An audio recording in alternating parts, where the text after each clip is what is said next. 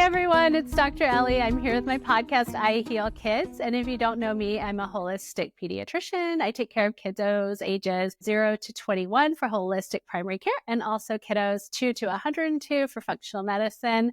So if you need any of that in or around Asheville, North Carolina, please come and see me. And today I am so excited. We are meeting with Courtney Kozloski, who is an amazing nurse who is currently working in his role as a school nurse at Franklin School of Innovation in Asheville, North Carolina. So welcome. Yes, thank you. Thanks for coming. So Courtney has done so much for her career already. She has done rehab. She has done surg. She has done dialysis, emergency, and now school nursing. So I don't think there's a single thing that you literally cannot do, but that's pretty cool. And she moved from down to North Carolina from Massachusetts in 2021 for an opportunity to work in the emergency room. And she started a master's in forensic nursing, but ended up just, seeing how much it would affect her personal life. And now she is a school nurse and just loving it. She runs the middle school student council and loves doing events with kids. And she lives with her boyfriend and her amazing 2 spoiled golden retrievers, which y'all know I love because I have a pack of 3 shepherds. So we'll just dive right in. You've had an amazing career. You have started your career in the fast-paced world of the emergency department, which I can only imagine was wild, especially during the start of the pandemic. I also imagine that moving into school nursing possibly changed the way people perceived you. I imagine it came with a pay cut. I'm just kind of seeing all kinds of different scenarios here. But what made you kind of transition into school nursing in the first place? Well, one of the best parts about being a nurse is that you have so many different things you can do, which I am obviously trying out all of the different things. But I was just having a lot of burnout, honestly, from the hospital.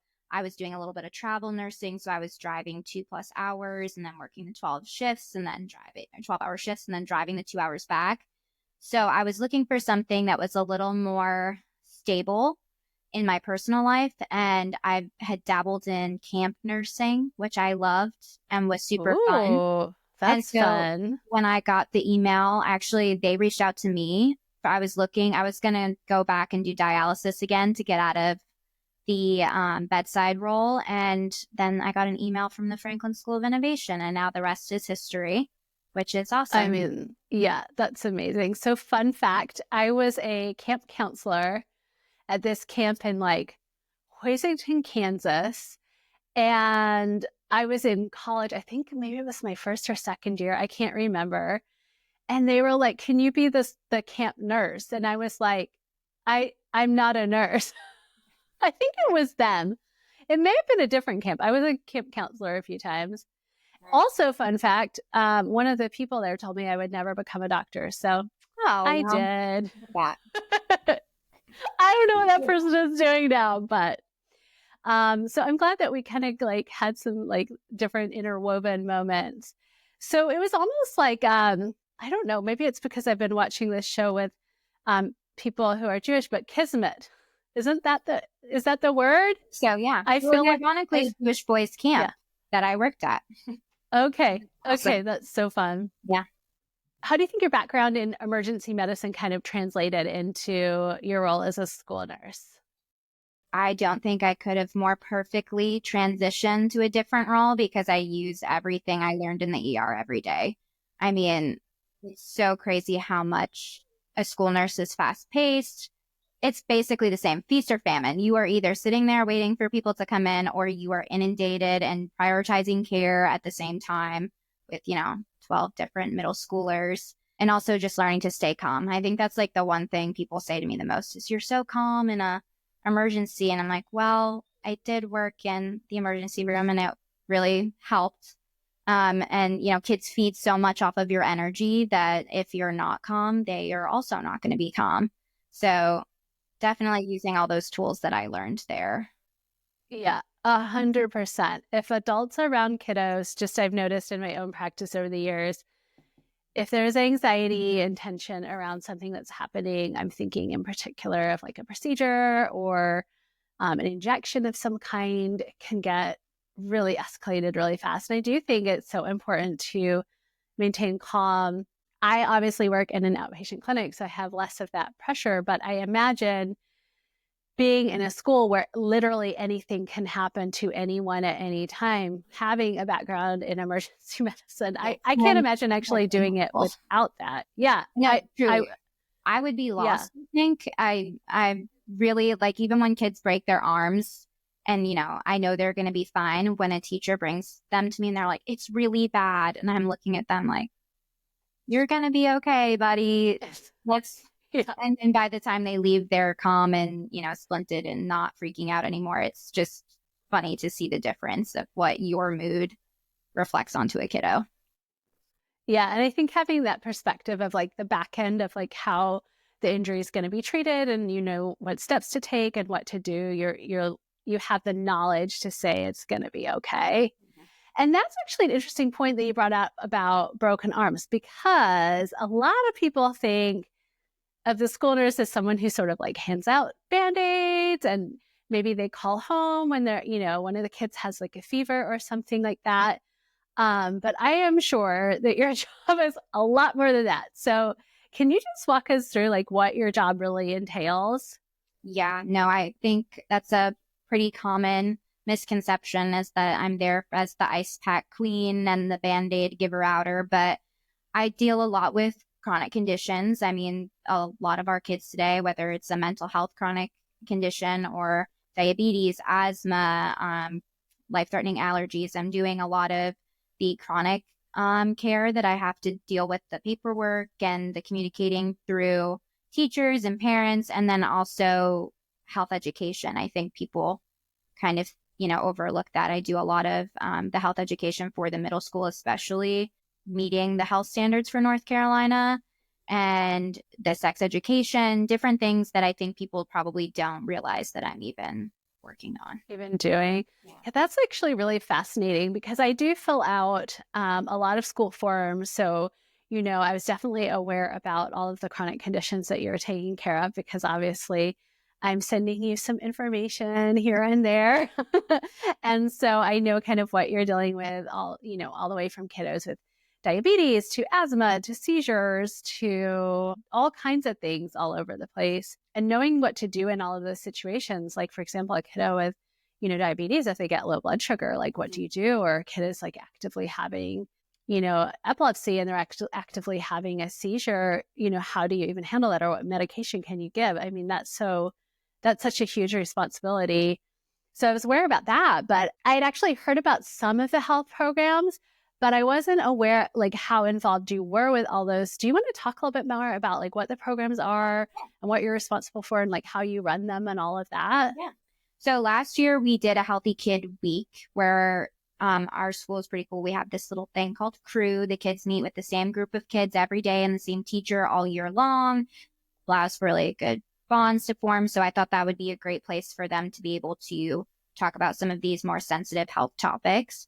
So last year, each day was a different theme. We had Mental Health Monday, Tasty Tuesday. Wednesdays, we have half days, so we didn't have anything. Thoughtful Thursday and Fun Friday. And it was encompassing everything from mental health to sex education and even bullying, so we really follow the North Carolina health standards so that these kids are prepared for, especially these middle schoolers who are meeting different parts of their life, whether it be changes with their body or peer pressure, with drugs and alcohol or depression, you know, the changes in their moods. So we worked really hard on that last year, and this year we're going to do something similar and do a Healthy Kid Day right before spring break so that they can have all those questions marinate and ask their parents anything we miss. Oh, I love that. Yeah. I want to be in Healthy Kid Day. Can I come to Healthy Kid Day? Please do. I'm excited to so fun. Day and see. It's going to be like a health fair basically all day. Okay. So Ooh, okay. Send me all the details. I want to go because I want to be there to answer questions. I think this is just I'm glad you're bringing up like mental health, what to do with peer pressure. Because I think sometimes, especially like a sixth grader, who is still, they're still kind of little. They may not have started developing necessarily yet, although they could have. Sometimes it's hard to remember as a parent, like, oh, my child is now transitioning from sort of these kind of elementary school type issues into more of an adolescent type environment with adolescent type concerns.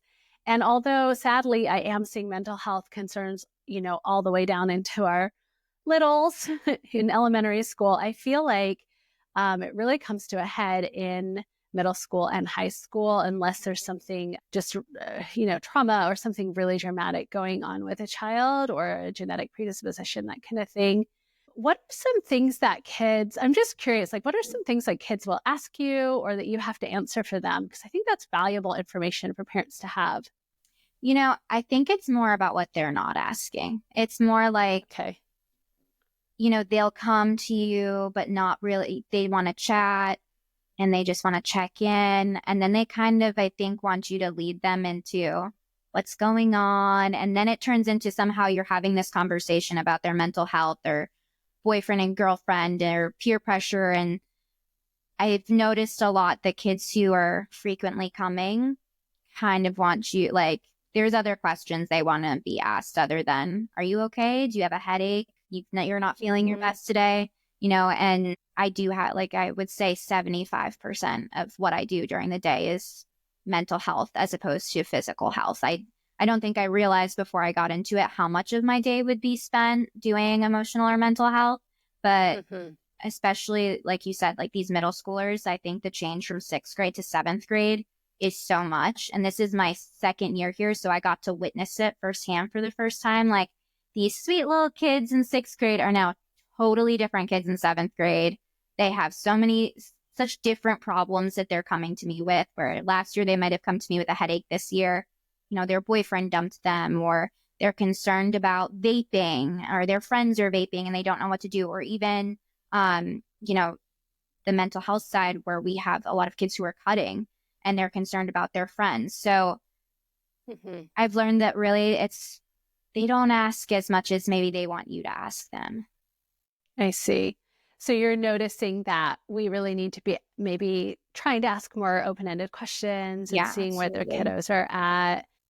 Asking what their friends are doing. I think parents, you'll gauge a lot from that if you ask, what are your friends doing at school, or what are your friends up to? Because they might not say what they're doing, but, I think they do want to talk about it. Yeah. I think that is a good entry point sometimes. Especially around some of those questions that are a little bit more sensitive. And sadly, we do have to talk about vaping with our middle schoolers because it is super prevalent. I've been doing pediatrics, 17 years. And I feel like in the last 5 or 7 years, it's just been a big thing. And I'm not sure if it's just the fact that there's a lot of fun flavors that kids are into, or it just seems like it's not as bad as cigarettes or what's going on. But what do you notice with the vaping? I didn't notice it as much in the middle school last year as I am this year. And it's really, I think, that 8th grade, 9th grade bridge where they kind of went to school with these older kids for a few years and now they're hanging out and these 9th graders are showing these 8th graders what to do. And that, they think it's the cool next step and becoming, they all want to be older than they are. And I think that's what they think that kind of entails is vaping. Yeah, that's such an important conversation. And I think also too, like with mental health, I've noticed, pre-COVID, I think my mental health practice was probably like 20%. And now it's definitely 50 to 70, depending on the day. Yeah. So just so important. Well, let's jump back to, let me ask you this. So I think sometimes it's tricky for parents to even know, like, what medical information should they be sharing with you, with a school nurse? Like, what should they kind of tell you, or what do some people maybe forget to tell you that's really important? Yeah, I send out a informational sheet at the beginning of every year of just kind of the physical conditions that we would like to know about. So we would like to have an emergency action plan for seizures, diabetes, life-threatening allergies, asthma. And then we also have kind of open-ended ones that, maybe they have a cardiac condition.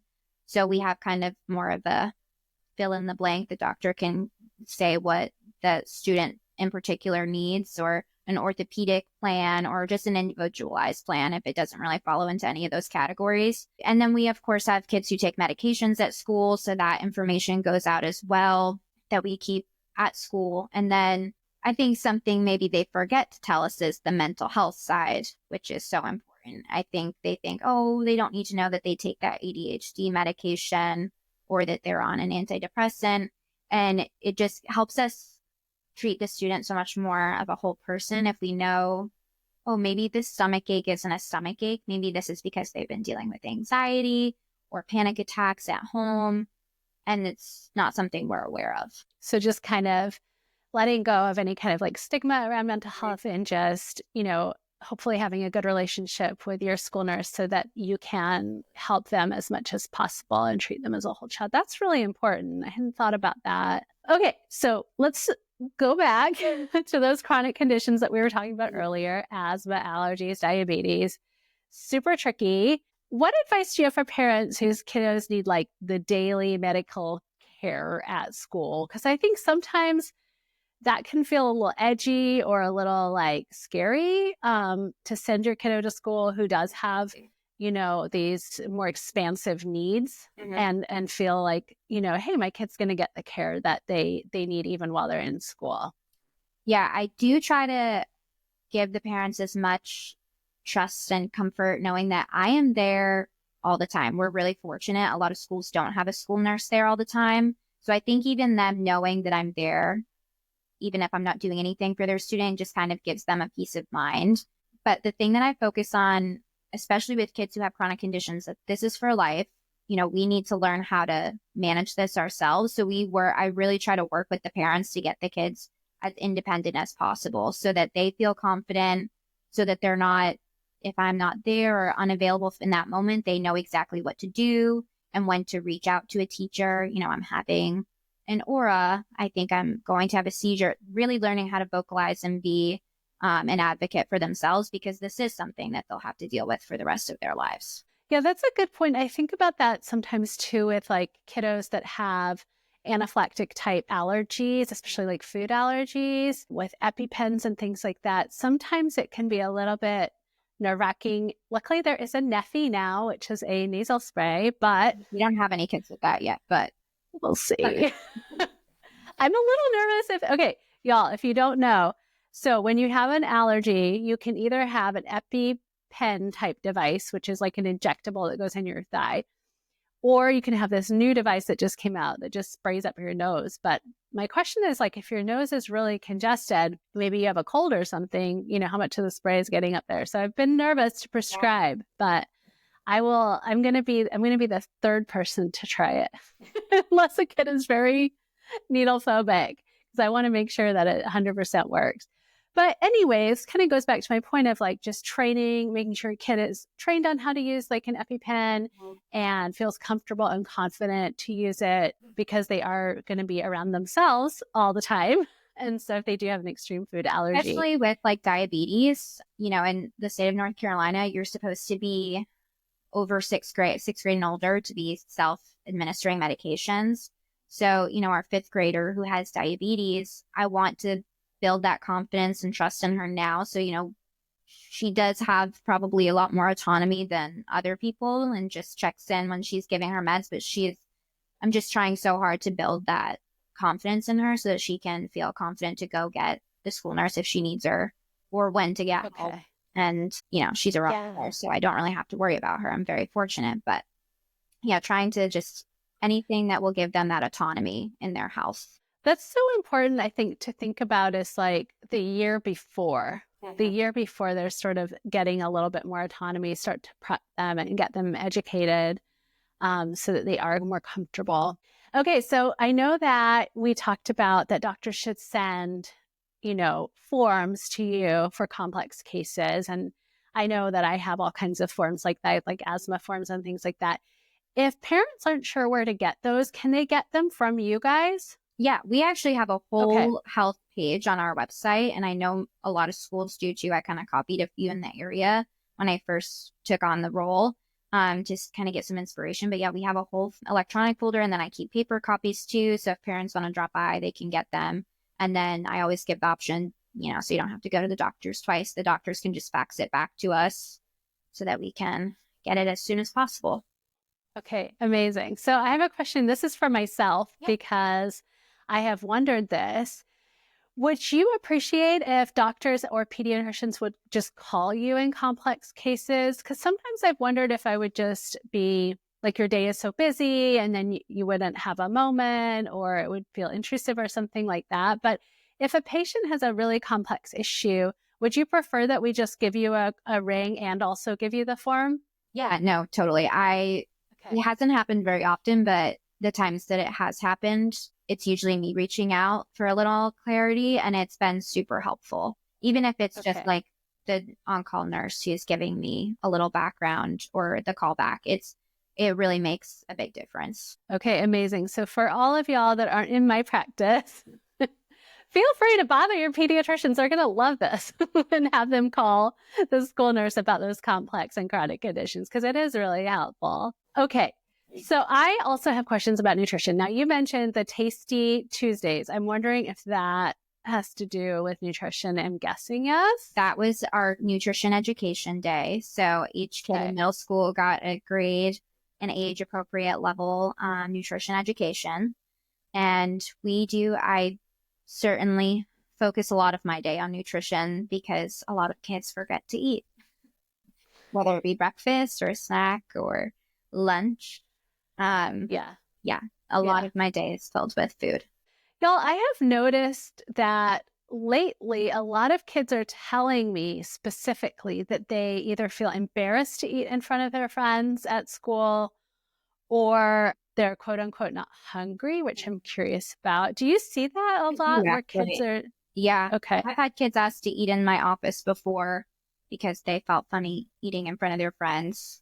Do you have a sense about that? Because I feel like this is something that I've been seeing in the last couple of years, and I hadn't noticed that as much previously. I don't know where it came from, but I really try to encourage them to go back to our community room and eat, because you will eat in there all the way up until 12th grade, and just encouraging them that, everyone eats. We're all, I'm going to sit here and eat my lunch. You're going to sit there and eat your lunch. And, you just worry about you. No one else is watching you eat, Yeah. Yeah.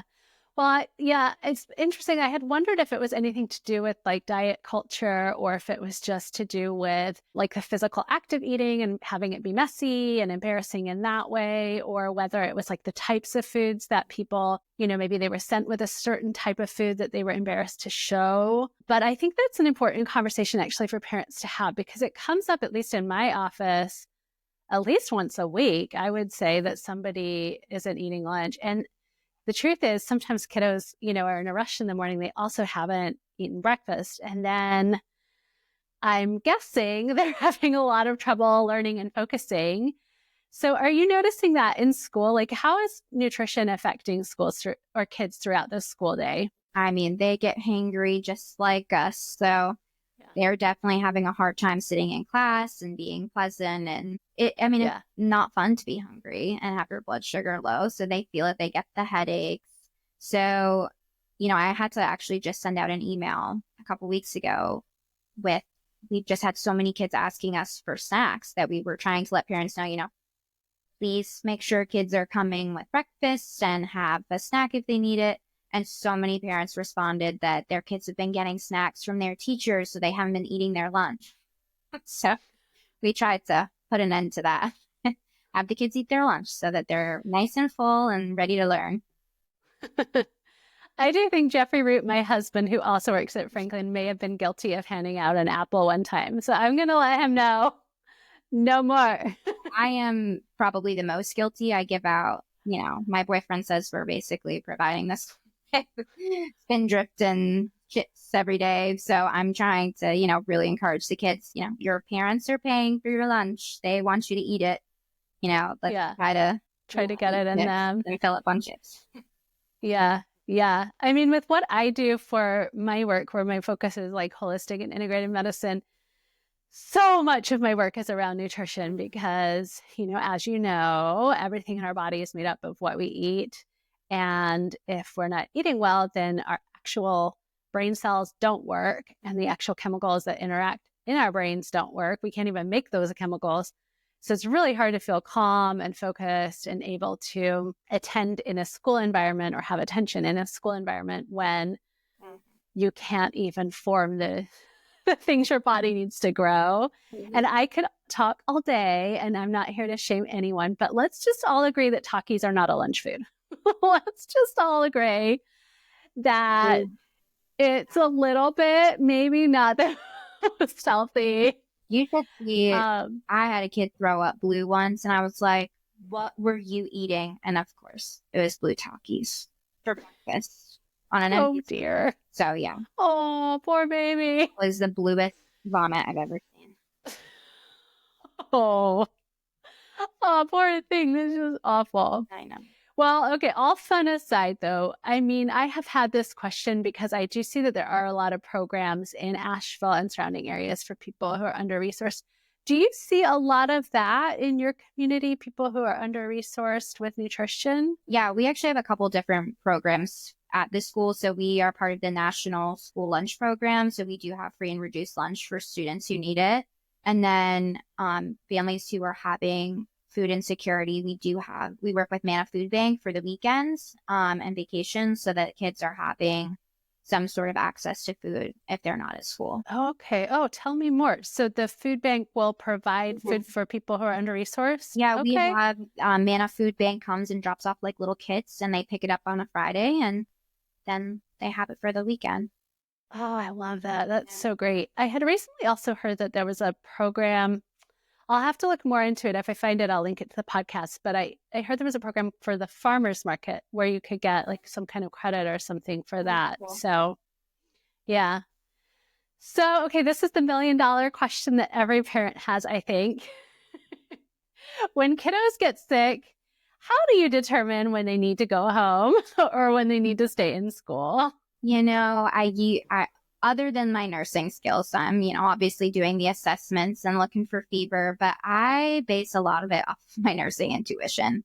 I feel like I have all of my different places I've worked have kind of given me what I need to know. And, if a kid looks truly miserable and they don't have a fever, and I really go based off of, if they have a fever, I'll send them home, of course. But if I think something's up, I will call home, and, I'll usually say, your kid better than I do.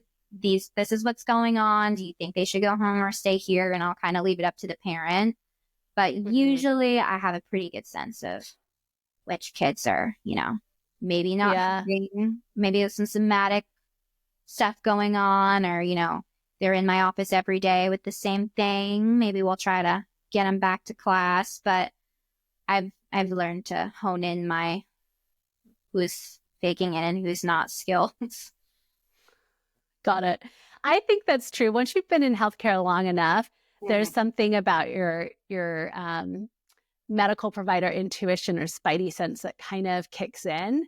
And maybe it's just a matter of, like you pointed to your expertise and many years in the field. You just kind of have you get a gestalt of how that child is feeling even when they just walk in their room. Yeah, like their eyes. They have sick eyes. I'm always like, oh, you look like you feel good. Those watery, teary, puffy. We all know what they are. Okay. Well, for parents who are at Franklin School of Innovation, what would be the best way to reach you if they have concerns about their kids' health, or how can they work with you to make sure the kids are getting the support they need? I'm always answering my email, so that's a place to start, but I'm also in school all the time. The only time I don't answer my phone is if I have a kiddo in my office, so they can call me, and then I'm also there 20 minutes before the kids get there and 30 minutes after the kids leave in the middle school and 20 minutes after the high school. So I'm there too if they even want us to stop by. Okay, amazing. So maybe we'll end on this final thought. What is one thing that you wish every parent knew about being a school nurse or just school nursing in general? I think probably what I said earlier, that I don't just give out Band-Aids and ice. And then I'm a great resource. Like I do know, which pediatricians in the area are accepting new patients, or, I got the dental van. So if you're concerned about the dentist or vision screenings, and to kind of utilize me in that way, sometimes I have providers who want blood pressures and the parents don't have access to get a blood pressure. So I'm a great resource that way too, not just when your kiddo maybe has a headache. Oh, I love that. That is such a good point. You are a resource. And if you didn't know, I am accepting new patients. So you could add me to that list. Yes, I have you on my list. Okay. Well, thank you, Courtney, so much for joining us today. I think this is super valuable content all about school nursing because it's so much more than just that Band-Aid, from health programs to chronic illness to emergencies like broken arms. I mean, I cannot even imagine what a big job you have. So thank you for your service. Yeah, thank you. Yeah. So for all of y'all, if you need a pediatrician ages 0 to 21, I'm at Middle Path Integrative Pediatrics in and around Asheville, North Carolina. Please come. Or if you need functional medicine ages 2 to 102 in North Carolina, South Carolina, California, or Florida, we can do it virtually. So reach out to me for that as well. Wishing you well. Bye, guys.